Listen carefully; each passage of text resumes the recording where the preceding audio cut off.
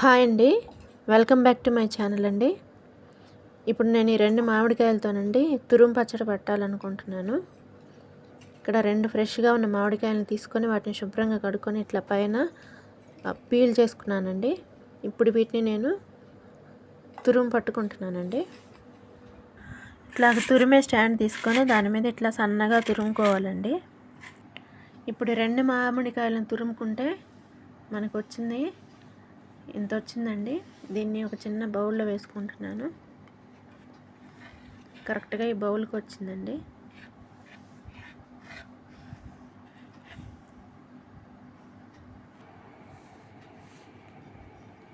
ఈ బౌల్ నిండా అయిన తురుముని ఒక సపరేట్ బౌల్లో వేసుకున్నానండి.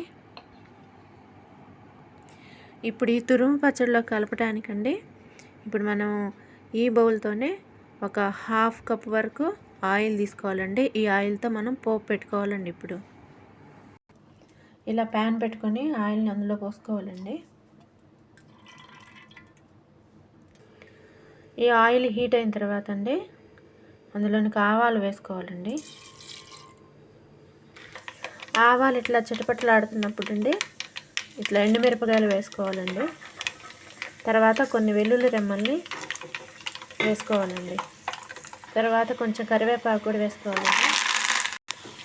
ఇవన్నీ వేసుకున్న తర్వాత ఇంకా స్టవ్ ఆఫ్ చేసుకోవాలండి. ఇలా పోపు పెట్టుకున్న ఆయిల్ అండి దించి పక్కన పెట్టుకోవాలండి. ఇది చల్లారిన తర్వాత మాత్రమే మన తురుము పచ్చడిలో కలుపుకోవాలండి. ఇప్పుడు మనం తీసుకున్న ఈ తురుములోనికండి ఈ చిన్న కప్పును చూసారా, ఈ కప్పుతో 1/2 కప్పు సాల్ట్ వేసుకోవాలండి. ఇదే కప్పుతో ఫుల్గా 1 కప్పు కారం వేసుకోవాలండి. చిన్న 1/2 టీ స్పూన్ పసుపు వేసుకోవాలండి. స్పూన్ ఆవపిండి వేసుకోవాలండి. 1/2 టీ స్పూన్ కన్నా కూడా కొంచెం తక్కువగా మెంతి పొడి వేసుకోవాలండి. ఇప్పుడు వీటన్నిటిని బాగా కలుపుకోవాలండి.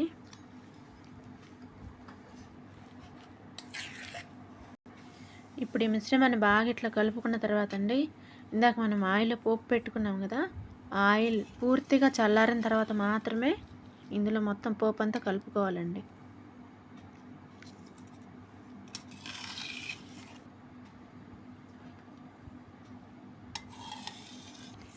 ఈ విధంగా పోపుని మొత్తం ఇట్లాగా చక్కగా కలుపుకోవాలండి.